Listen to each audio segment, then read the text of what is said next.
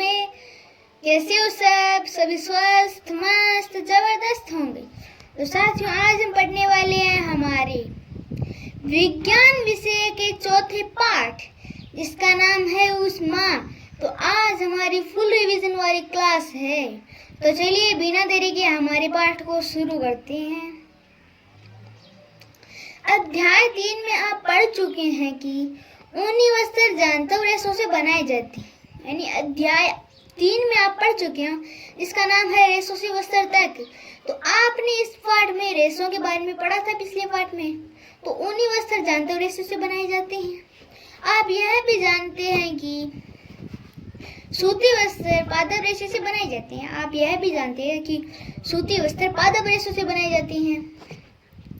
हम शीतकाल में ऊनी वस्त्र पहनते हैं। शीतकाल यानी जो सर्दी का समय है, उसमें हम ऊनी वस्त्र पहनते हैं जो हमें गर्म रखते हैं। ये शीतकाल में जो ऊनी वस्त्र है, ये हमें बहुत गर्म रखते हैं क्योंकि ठंड पड़ती है ज़्यादा। जब मौसम गर्म होता है तो हम हल्के रंग के सूती कपड़े पहनना पसंद करते हैं। यानी अब हम गर्मी चल रही है तो हम अब सूती रंग के कपड़े पहनना पसंद करेंगे। ये हमें ठंडक का अनुभव करते हैं। यानी ये कपड़े हैं, ये हमें ठंडक का अनुभव करते हैं। यानी सूर्य से आने वाली किरणों को परावर्तित कर देते हैं। आप यह भी जानने के लिए आवश्यक होगी, आप यह भी जानने के लिए उत्सुक होंगे कि किसी विशेष ऋतु के लिए विशेष प्रकार के वस्त्र ही क्यों उपलब्ध होते हैं। यानी आप यह जानने को उत्सुक हो गए कि हम अब गर्मी चल रही तो हम हल्के रंग के कपड़े क्यों पहनते हैं, और जब ठंड आएगी तो हम गहरे रंग के क्यों कपड़े पहनेंगे। तो आप उस जानने के लिए उत्सुक होंगे। शीतकाल में आप घर के अंदर ठंड का अनुभव करते हैं। यानी जो शीतकाल है, यानी जो सर्दी का मौसम है, उसमें आप घर के अंदर ठंडक का अनुभव करते हैं। और यदि आप घर के बाहर चले जाएंगे तो आपको धूप यानी गर्मी का अनुभव होगा। ग्रीष्म काल में तो आप घर के अंदर भी गर्मी महसूस करते हैं। जब गर्मी पड़ती है तो हम अब घर के अंदर भी गर्मी महसूस करते हैं और ठंड बाहर भी गर्मी महसूस करते हैं। हम यह कैसे जान पाते कि कोई वस्तु कितनी गर्म है अथवा कितनी ठंडी है। यानी हम अब कैसे जान पाएंगे कि कोई वस्तु कितनी गर्म है या कितनी ठंडी है। हम कैसे पता लगाते हैं कि कोई वस्तु कितनी गर्म है या कितनी ठंडी है। अब हम पता लगा लेते हैं। जैसे आपके सामने चाय रख दी और बर्फ़ रख दी, तो आप पता लगा लेते हैं कि चाय तो होगी गर्म, बर्फ़ होगी ठंडी। तो आप इसका पता कैसे लगा लेते हैं। तो चलिए पढ़ते हैं गर्म और ठंडा की ओर। अपने दैनिक जीवन में हम अनेक वस्तुओं के संपर्क में आते हैं। यानी अब हम जो दैनिक जीवन है, हमारा जीवन है, तो इसमें हम अनेक वस्तुओं के संपर्क में आते हैं। जैसे चाय, बर्फ, बहुत सारी वस्तुएं होती हैं जो ठंडी, गर्म इत्यादि बहुत सारी वस्तुएं होती हैं। हम इनके बहुत संपर्क में आते हैं। इनमें से कुछ गर्म होती है और कुछ ठंडी। इनमें से कुछ गर्म होती है और कुछ ठंडी। चाय, गर्म चाय तथा बर्फ ठंडी होती है। यानी जो चाय है वह गर्म होती है और बर्फ है वह ठंडी होती है। सारणी 4.1 में सामान्य उपयोगी वस्तुओं की सूची दी गई है। इस सूची में कौन और से नाम जुड़े हैं। इन वस्तुओं को गर्म या ठंडा के लिए रूप में चिन्हित कीजिए। हम देखते हैं कि कुछ वस्तुएं ठंडी होती हैं जबकि कुछ गर्म होती है। हमें पता है, हम देखते हैं कि कुछ वस्तु गर्म होती है पर कुछ वस्तुएं अत्यधिक ठंडी होती है। आप यह भी जानते हैं कि कुछ वस्तुएं दूसरी वस्तुओं की अपेक्षा अधिक गर्म होती है। यानी कुछ वस्तुएं होती है वह दूसरे की अपेक्षा अधिक गर्म होती, जबकि कुछ वस्तुएं दूसरे की अपेक्षा अधिक ठंडी होती है। हम कैसे ज्ञात कर सकते हैं कि कोई वस्तु दूसरी वस्तु की अपेक्षा कितनी अधिक गर्म है। यानी हम किससे पता लगा सकते हैं कोई वस्तु कितनी गर्म है और कोई वस्तु कितनी ठंडी है। प्राय हमें इसका पता वस्तुओं को स्पर्श करके लगाना होता है। यानी हम दूर से नहीं पता लगा सकते कि ये ठंडी है या गर्म है। हमें उसे छूकर या चखकर ही पता लगाना होता है। परंतु क्या स्पर्श इंद्रिय, स्पर्श करके मतलब स्पर्श में यानी जब हम छूते हैं तो हमारी अंगुलियों में स्पर्श इंद्रियां पाई जाती है, जिसकी वजह से हम इसे पता लगा सकते हैं। स्पर्श इंद्रिय विश्वास यानी हम उस पर विश्वास कर सकते हैं। आइए ज्ञात करते हैं। यहाँ पे क्रियाकलाप है। क्या क्रियाकलाप है? 3 पात्र अथवा बर्तन लीजिए, यानी हमें 3 पात्र लेना है। इन पर A, B, C नाम अंकित कीजिए, यानी इन 3 पात्र लेने हैं हमें और इनको हमें A यानी यह पहला A, दूसरा B और तीसरा C ऐसे हमें नाम देने, नामांकित करना है। कुछ ठंडा और कुछ गर्म पानी मिलाकर पात्र, यानी यहाँ पात्र A में ठंडा पानी डालिए, पहले पात्र A में ठंडा पानी डालिए, पात्र B में गर्म पानी डालिए और कुछ ठंडा और गर्म पानी इस C में मिलाकर डालिए, यानी एकदम नॉर्मल पानी, ना अत्यधिक गर्म और ना अत्यधिक ठंडा। अब अपने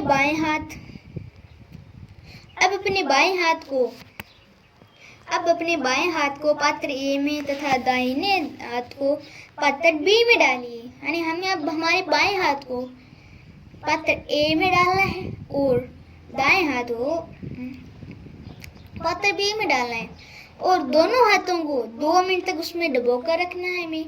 फिर बाद में इन दोनों हाथों को पात्र C में डालना है।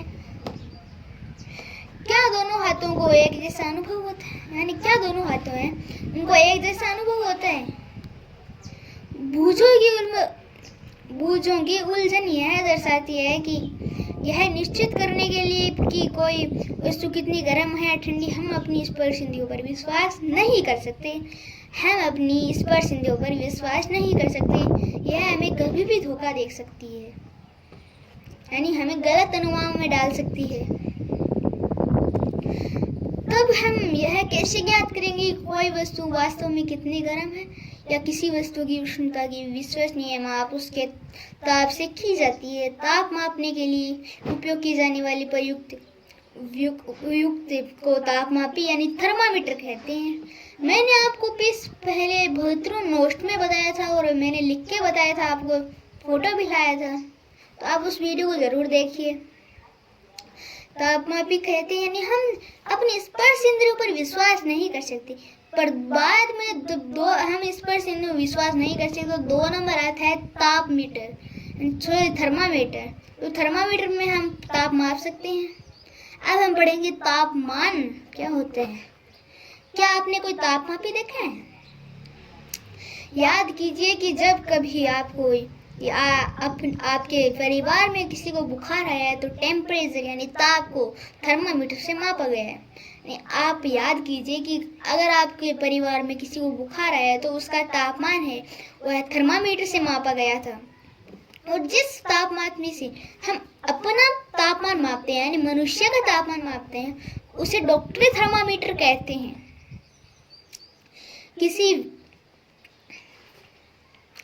यदि आपके पास थर्मामीटर नहीं है तो अपने मित्र के साथ सम्मिलित हो जाइए। डॉक्टर थर्मामीटर चित्र में दर्शाया अनुसार लिखी, यानी डॉक्टर थर्मामीटर का आपकी फोटो मिल जाएगी। ये फोटो है डॉक्टर थर्मामीटर, आप फोटो में देख पा रही होंगी।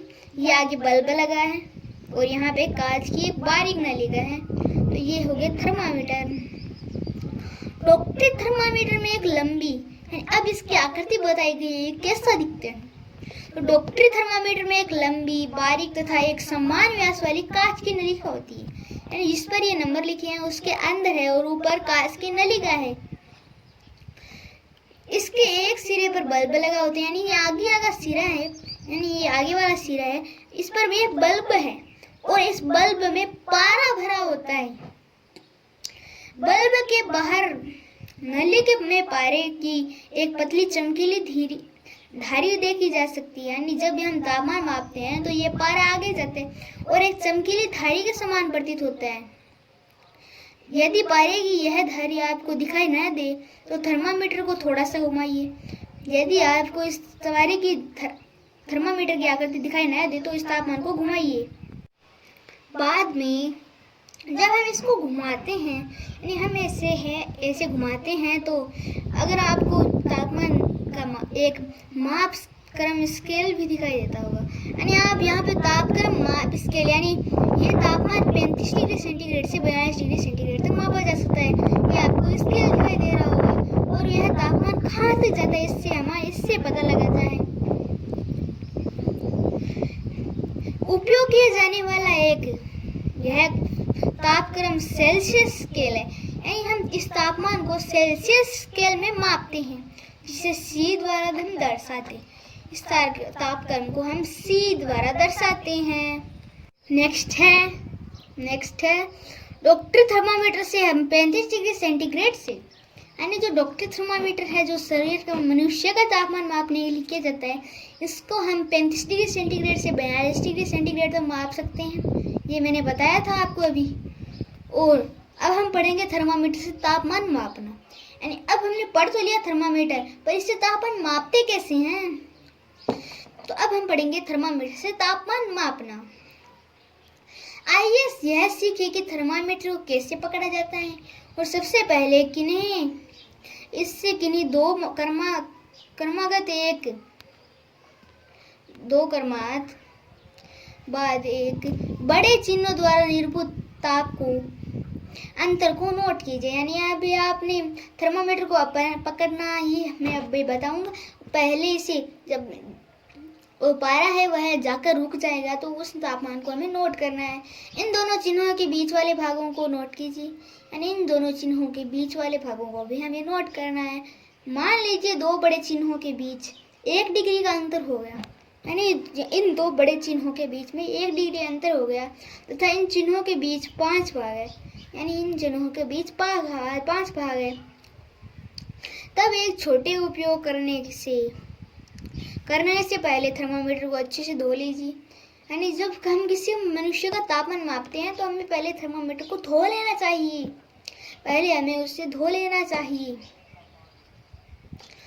धोने के लिए किसी पूर्तिरोधी घोल का उपयोग करना चाहिए। पूर्तिरोधी घोल का अर्थ हो गया कीटाणुनाशक यानी रोगाणुनाशक, यानी जिससे हमें कोई रोग का अंतर नहीं करे, रोग उससे नष्ट हो जाएंगे। अब इसे अपने हाथ से कसकर पकड़िए, यानी थर्मामीटर इसे हमें हाथ से कसकर पकड़ना है और इसे कुछ झटके देना है। हमें झटके क्यों देना है, तो इसमें विभंग पाया जाता है जिसके कारण पारा नीचे नहीं आ पाता, और जैसे हम इसे हाथ से झटके देंगे तो पारा नीचे आ जाएगा। सुनिश्चित कीजिए कि यह 35 डिग्री सेंटीग्रेड से नीचे आ गया। अब यह 35 डिग्री सेंटीग्रेड से नीचे आ गया। अब थर्मामीटर के बल्ब को अपनी जीभ के नीचे रखिए। जब हमें किसी व्यक्ति का तापमान मापना है उसके जीभ के नीचे रखना होगा, और 1 मिनट के पश्चात हमें उसे जीभ के नीचे रखना है, और 1 मिनट के पश्चात थर्मामीटर को बाहर निकालिए। यानी थर्मामीटर को 1 मिनट के पश्चात बाहर निकालना है और उसका पाठ्यक्रम नोट कीजिए, यानी और उसे हमें नोट करना है कि कितना डिग्री सेल्सियस आ गया। यह आपके शरीर का ताप है, तो आपको सदैव इससे मात्रक C से के लिए इसके साथ व्यक्त करना चाहिए। यानी C से सेंटीग्रेड, हमें तापमान को साथ में सेंटीग्रेड से उपयोग करना चाहिए। आपके अपने शरीर का तापमान कितना नोट किया। मानव शरीर का सामान्य ताप, जो मानव शरीर है, जो हम आदमी, इनका सामान्य तापमान है वह 35 डिग्री सेंटीग्रेड होता है, 37 डिग्री सेंटीग्रेड होता है। और ध्यान कीजिए कि ताप को इसके मात्रक के साथ ही व्यक्त करना चाहिए, यानी तापमान है तो उसको इसके मात्रक के साथ ही व्यक्त करना चाहिए। अब है तापमान डॉक्टरी थर्मामीटर को उपयोग करने के लिए आवश्यक सावधानियां, यानी हमें किन किन चीज़ों का ध्यान रखना चाहिए। और अब हम पढ़ेंगे इसके बारे में। थर्मामीटर को उपयोग से पहले और उपयोग के पश्चात हमें पूर्तिरोधी यानी रोगाणुनाशक से अच्छी तरह से धोना चाहिए। और सुनिश्चित कीजिए कि उपयोग से पहले पारे का तल 35 डिग्री सेंटीग्रेड से नीचे हो, यानी हमें किसी का मापना है तो उसे वह 35 डिग्री सेंटीग्रेड से नीचे होना चाहिए। और थर्मामीटर को पढ़ते समय पारे का तल दृष्टि रेखा की सीध में होना चाहिए, यानी पारा ऐसे होना चाहिए, कहीं ऐसे नहीं होना चाहिए, एकदम सीध में होना चाहिए आंखों के सामने। और थर्मामीटर का सावधानी पूर्वक उपयोग करना चाहिए। थर्मामीटर है उसके कठोर सतह से नहीं टकराना चाहिए। अगर वह कठोर सतह से टकरा गया तो वह कांच का बना होता है, इसलिए वह टूट सकता है। और थर्मामीटर का उपयोग करते समय इसे बल्ब से नहीं पकड़ना चाहिए। थर्मामीटर का उपयोग करते समय इसे बल्ब से नहीं पकड़ना चाहिए, क्योंकि बल्ब में ही पारा भरा होता है। हमें इसे नहीं पकड़ना चाहिए। नेक्स्ट है, डॉक्टरी थर्मामीटर केवल मानव शरीर का तापमान मापने के लिए ही डिजाइन किया गया है। यानी जो डॉक्टरी थर्मामीटर है उसे मानव का शरीर का तापमान मापने के लिए बनाया गया है। मानव शरीर का ताप सामान्यतः 35 डिग्री सेंटीग्रेड से कम तथा 42 डिग्री सेंटीग्रेड से अधिक नहीं होता है। तो मानव शरीर का तापमान है वह 35 डिग्री सेंटीग्रेड से ज़्यादा और 42 डिग्री सेंटीग्रेड से कम होता है। यही कारण है कि इस थर्मामीटर का परिसर 35 डिग्री सेंटीग्रेड से 42 डिग्री होता है। अब हमने ये तो पढ़ लिया कि इस मानव शरीर का तापमान कैसे मापते हैं। अब हमें किसी और वस्तु का तापमान मापना है, जैसे पानी, चाय। इससे हम किस तापमान से मापेंगे? तो हम अन्य वस्तुओं के ताप को प्रयोगशाला थर्मामीटर से हम मापते हैं, यानी लेबोरेटरी थर्मामीटर। ये थर्मामीटर प्रयोगशाला में काम आता है। इसके लिए अन्य तापमापी काम में लाते हैं। एक तापमापी प्रयोगशाला ऐसा ही एक तापमापी है जो प्रयोगशाला तापमापी है, और प्रयोगशाला तापमापी यानी प्रयोगशाला को तापमान मापने के लिए। और आपके अध्यापक इस तापमापी को आपको दिखाइए, यानी आपके अध्यापक को इस तापमापी को दिखाइए। इसे ध्यान से देखिए तथा इससे मापे जा सकने वाले अधिकतम तथा न्यूनतम ताप को नोट कीजिए। यानी इससे अधिकतम तापमान तथा न्यूनतम तापमान को हमें नोट करना है। प्रयोगशाला तापमापी का परिसर, यानी इसकी परिसर, यानी जो डॉक्टरी थर्मामीटर है उसका परिसर तो 35 डिग्री सेंटीग्रेड से 42 डिग्री सेंटीग्रेड होता है। इसका 10 डिग्री सेंटीग्रेड से 110 डिग्री सेंटीग्रेड तक होता है। जैसा आपने डॉक्टरी थर्मामीटर में किया है, ठीक उसी तरह इस तापमान के भी किसी सबसे छोटे भाग दर्शाए हुए जाने वाले ताप का तापमान याद कीजिए। यानी इसमें ही पारा भरा होता है, उसमें ही पारा भरा होता है, इसमें भी बल्ब लगा होता है, जिसमें पारा होता है उसमें भी बल्ब लगा होता है। तापमापी द्वारा दर्शाए गए ताप को ठीक पढ़ने के लिए आपको ताप के इस मान की आवश्यकता पड़ेगी। यानी हमें इस ठीक तरह से पढ़ने के लिए इस ताप के इस माप की आवश्यकता पड़ेगी। आइए अब देखेंगे इस तापमान का उपयोग कैसे होता है। अब हम देखेंगे इस तापमान का उपयोग कैसे होता है। यहाँ पे आप फोटो में देख पा रहे होंगे, ये है थर्मामीटर। ये इतना लंबा थर्मामीटर होता है। किसी बीकर अथवा मग में थोड़ा सा पानी दीजिए, यानी हमें किसी बीकर या गिलास में थोड़ा सा हमें पानी लेना है और तापमापी को जल में इस प्रकार डुबाइए कि उसका बल्ब तो जल में डूबा रहे। यानी हमें इस प्रकार से डुबाना है कि यह तो जल में डूबा रहे, लेकिन वह बर्तन की तली से टच नहीं होना चाहिए। अगर वह टच हो गया तो वह टूट जाएगा और वह किसी काम का नहीं होगा। तापमापी को जल में ऊर्ध्वाधर यानी एकदम सीधा रखना है, हमें एकदम सीधा रखना है। इसे पारे के तले की क्षति देखिए, यानी हमें अब पारा देखना है कि कितना ऊपर गया है। तब तक प्रतीक्षा कीजिए, यानी तब तक इंतजार कीजिए जब तक कि नली में से पारे का स्थिर न रुक जाए, यानी जाने का नहीं रुक जाए, यानी ऊपर जाना नहीं रुक जाए। यह इस समय ताप का जब ये जाना बंद हो जाएगा तो आप उस तापमान को नोट कर लीजिए।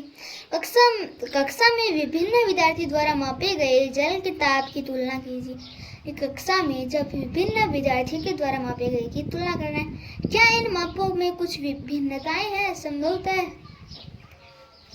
कारणों पर चर्चा कीजिए। नेक्स्ट है,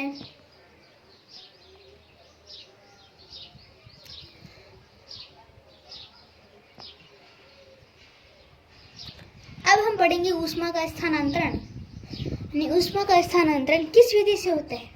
तो संभवतः आपने देखा होगा कि जब किसी बर्तन को ज्वाला पर रखते हैं, यानी आपने देखा होगा जब किसी बर्तन को ज्वाला पर रखते हैं तो वह तप्त हो जाता है, यानी वह रुक जाता है।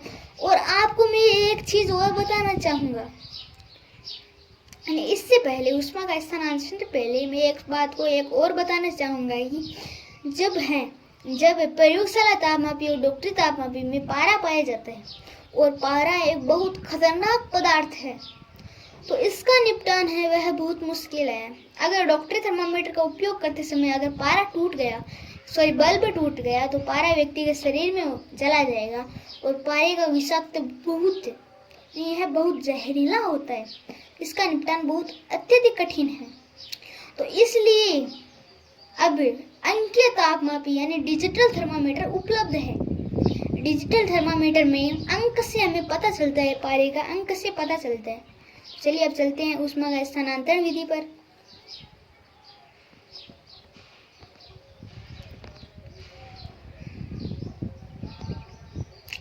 ऊष्मा का स्थानांतरण संभवतः आपने देखा होगा कि जब किसी बर्तन को ज्वाला पर रखते हैं तो वह तप्त हो जाता है। इसका कारण है कि ऊष्मा ज्वाला से बर्तन की ओर चली जाती है। आपने देखा होगा कि जब किसी बर्तन को हम ज्वाला पर रखते हैं, यानी हमने गैस चलाया, तो हम किसी बर्तन को ऊपर रखते हैं तो वह गर्म हो जाता है। तो वह किस कारण गर्म होता है? क्योंकि उसमें ऊष्मा का स्थानांतरण हो जाता है। जब बर्तन को ज्वाला से हम हटा देते हैं, ऊष्मा का स्थानांतरण होगा। अब हम इसे हटा देंगे तो वापस से ऊष्मा का स्थानांतरण होगा, और वह ऊष्मा वायुमंडल में चली जाएगी। तो यह धीरे धीरे ठंडा हो जाता है। यह ठंडा क्यों हो जाता है? तो जब हम नीचे रख देंगे तो यह ठंडा क्यों हो जाता है? क्योंकि जो ऊष्मा है वह वायुमंडल में चली जाती है और ऊष्मा बर्तन से परिवेश की ओर स्थानांतरित हो जाती है। इस प्रकार आप समझ सकते हैं कि दोनों स्थितियों में ऊष्मा गर्म वस्तु से ठंडी वस्तु की ओर प्रवाहित होती है। वास्तव में ऊष्मा सदैव गर्म वस्तु से अपेक्षाकृत ठंडी वस्तु की ओर प्रवाहित होती है, यानी वास्तव में यह गर्म वस्तु से ठंडी वस्तु की ओर प्रवाहित होती है।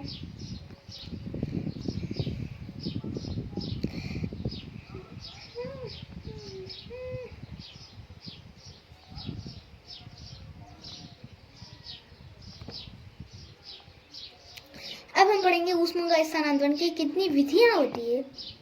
तो ऊष्मा के स्थानांतरण की 3 विधियां होती है। तो 3 विधियों, अगर पहली विधि को आपको समझना है तो एक क्रियाकलाप करना होगा। आपको क्या करना है? आपको 2 ईंटें लेनी है। इन दोनों बीच में एक एल्यूमिनियम की या लोहे की आपको रोड रखनी है और इन रोड पर कुछ मोम होता है, उसके टुकड़े चिपका देनी है। फिर साइड में से मोमबत्ती जलानी है। तो ये मोम है वह धीरे धीरे यह पूरी छड़ गर्म हो जाएगी और मोम के टुकड़े पिघलकर गिरने लगे। पहले ये गिरेगा, फिर ये, इस प्रकार पूरा गर्म हो जाएगा। पूरी छड़ है वह गर्म हो जाएगी। और इस विधि को चालन कहते हैं। और अब हम पढ़ेंगे ऊष्मा के चालक और कुचालक क्या होते हैं। तो हमने पढ़ तो लिया, पर किस में ऊष्मा का चालक होता है और किस में ऊष्मा का चालक नहीं होता। तो हम पहले पढ़ेंगे ऊष्मा का चालक। तो जो पदार्थ अपने से होकर ऊष्मा को आसानी से जाने देती है, यानी जो पदार्थ अपने में से ऊष्मा को जाने देती है, इन्हें ऊष्मा का चालक कहते हैं। इनके उदाहरण है एल्यूमिनियम, आयरन, लोहा, कॉपर, यानी तांबा। जो पदार्थ अपने से में होकर ऊष्मा को आसानी से नहीं जाने देते हैं, इन्हें कहते हैं ऊष्मा के कुचालक। अब इसके उदाहरण है जैसे प्लास्टिक तथा लकड़ी। प्लास्टिक और लकड़ी में ऊष्मा का प्रवाह नहीं होता है। अब आपको एक क्रियाकलाप करना है। गोल पेंदे वाला एक फ्लास्क लेना है। गोल पेंदे वाला फ्लास्क क्या होता है? फ्लास्क यानी इस प्रकार की संरचना को फ्लास्क कहते हैं। गोल पेंदे वाला फ्लास्क है।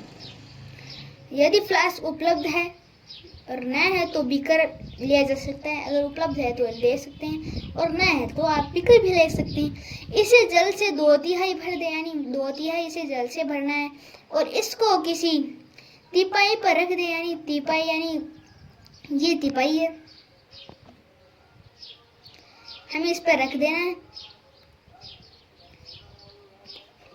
अथवा फ्लास्क को रखने का कोई ऐसा प्रबंध कीजिए जिनमें कि आप इससे नीचे एक मोमबत्ती रखकर इसे गर्म कर सकें, यानी हमें ऐसे प्रकार से रखना है यानी इसमें नीचे से हम इसे गर्म करके रख सकें, यानी मोमबत्ती के अलावा हम बर्नर भी रख सकते हैं। फिर बाद में फ्लास्क में जल के स्थिर होने की प्रतीक्षा की जाए, हमें जब फ्लास्क को एकदम जल को एकदम स्थिर रखना है। बाद में एक स्ट्रो की सहायता से फ्लास्क के पेंदे पर पोटेशियम परमैंगनेट का एक क्रिस्टल धीरे से रखिए। यानी पोटेशियम परमैंगनेट क्या होता है? पोटेशियम परमैंगनेट एक धातु है, तो इसे हम क्रिस्टल यानी एकदम क्लियर है इसे रखना, इसके अंदर डालना और अपने प्रेक्षण को अपनी नोटबुक में लिखिए तथा जो कुछ आप देखते हैं उसका चित्र बनाइए।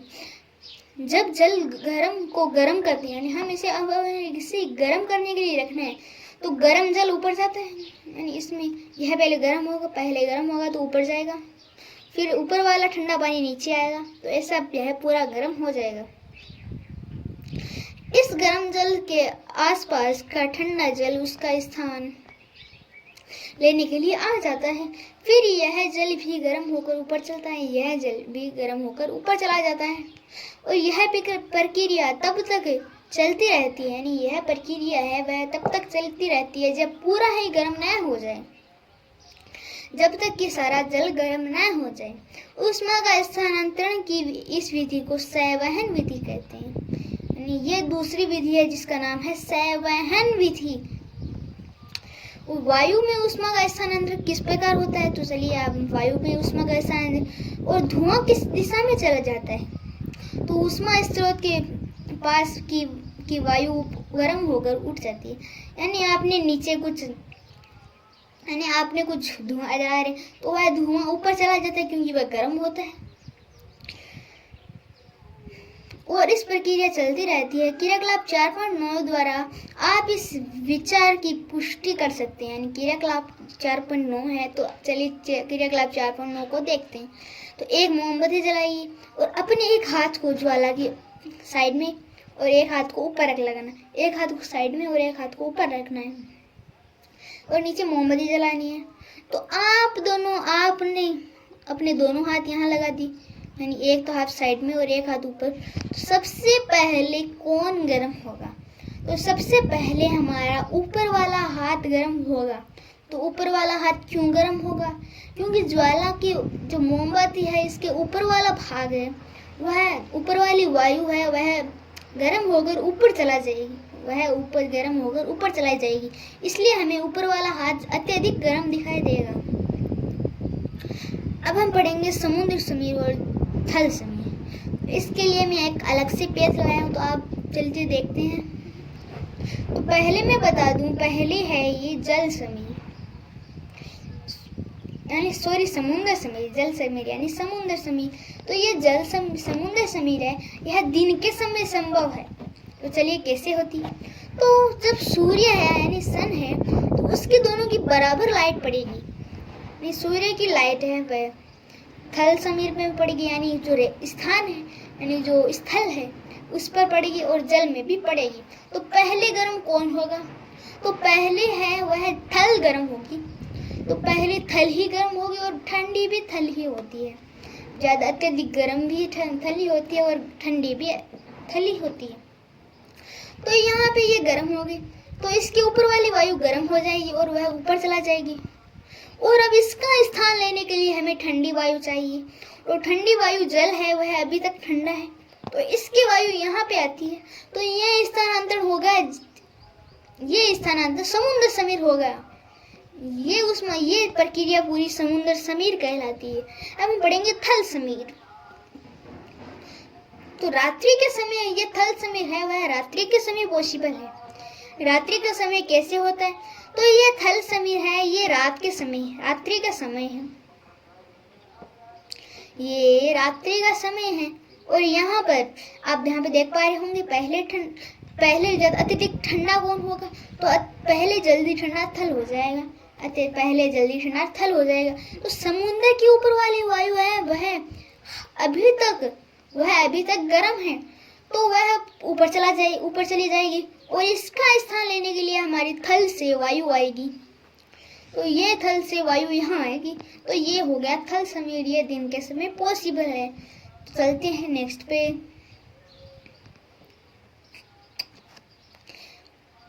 यह है थल समीर कहलाती है, मैंने आपको बता दिया। जब हम धूप में खड़े होते हैं तो हमें गर्माहट अनुभव होती है, और सूर्य से हम तक ऊष्मा कैसे पहुंचती है, यानी सूर्य से हमें ऊष्मा कैसे पहुंचेगी, यह तीसरी विधि है सूर्य से ऊष्मा वाली। यानी ये स्वीकरण विधि में कोई ऊष्मा का स्थानांतरण की कोई चीज नहीं होती। जैसा कि आपने पढ़ा था अभी कि चालन विधि में ठोस पदार्थ होते हैं और संवहन विधि में द्रव्य और गैसों में होता है, पर विकिरण विधि में कोई ऊष्मा का स्थानांतरण की कोई चीज नहीं होती। कैसे नहीं होती? तो आपको एक उदाहरण दे दूं, ये हमारी प्रकृति से संबंधित है। क्या उदाहरण है? तो उदाहरण है कि जब सूर्य और हमारी पृथ्वी के बीच में ढेर सारी दूरियां हैं, तो भी हमें इतनी गर्माहट महसूस होती है। तो ये हमें गर्माहट किस विधि से ये ऊष्मा का स्थानांतरण होती है? तो इस विधि में ऊष्मा का स्थानांतरण विकिरण विधि से होता है, यानी यहाँ पे ऊष्मा का स्थानांतरण विकिरण विधि से होगा। नेक्स्ट है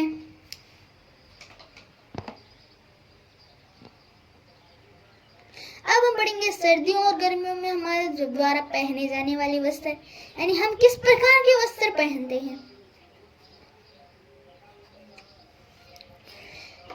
गर्मियों में अब गर्मियां चल रही है तो हम सूती कपड़े पहनेंगे। गर्मियों में हम सूती कपड़े पहनेंगे, वो सूती कपड़े यानी हल्के कपड़े पहनेंगे। और सर्दियों में हम गहरे रंग के कपड़े पहनना पसंद करते हैं, जबकि गर्मियों में हम हल्के रंग के कपड़े पहनना पसंद करते हैं। तो आज के वीडियो में इतना ही। मिलते हैं हमारे अगले वीडियो में एक नए पाठ के साथ। तब तक के लिए जय हिंद, जय भारत।